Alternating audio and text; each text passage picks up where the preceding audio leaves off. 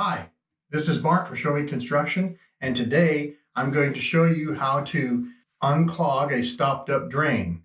This controls the stopper at the bottom. And what happens is you get hair, toothpaste, things going down here, and it catches on the little arm that controls this stopper. And I'm going to show you how to quickly remove that, clean this out, and hopefully free it up. Now, when I pull up and down on this lever at the sink, this is what I was moving up there. This is what moves up and down as I'm pulling this up, and it controls this lever. And this lever is what we're going to remove right now. There's a little nut on it, and you have to just unscrew this nut. Just unscrew it. It's just finger tight, really. You unscrew this nut all the way and pull this rod out, and then up on top, if you can look up on top, this is the stopper that usually gets hair, toothpaste, and other gunk on it that needs to be cleaned off. And so in this case, this is fairly clean. I'm not going to worry about this. This sink wasn't stopped up. I'm just doing this to show you. And then you put this back in. Now, when you put it in, you have to be careful. You don't want to put it this way or sideways. It has to be put in so that rod will go through this little hole right here, which controls it to go up and down. And so we position that back in, and you can feel it with your hand.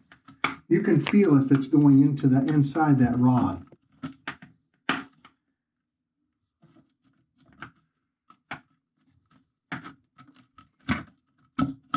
And now I'm inside the rod because I'm moving it up and down, and I'm feeling it go up and down. Then you put the nut back on and tighten it up. Just be careful not to cross thread it. It's just plastic threads. On this one it is. Sometimes it's metal threads depending on the drain you have. But they all are pretty much the same way as they come off. And you tighten it up. Hand just finger tight, and there it is.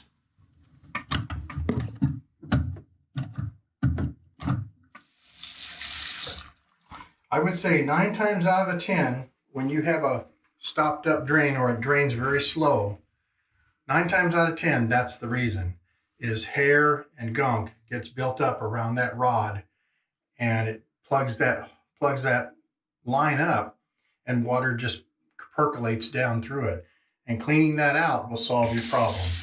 You can also do this in a cabinet sink. Actually, most sinks, whether they're pedestal sinks or cabinet sinks, and if they have a pull up and down lever like this rather than a push stop, they all operate fairly much the same way, and you can clean them out pretty much the same way.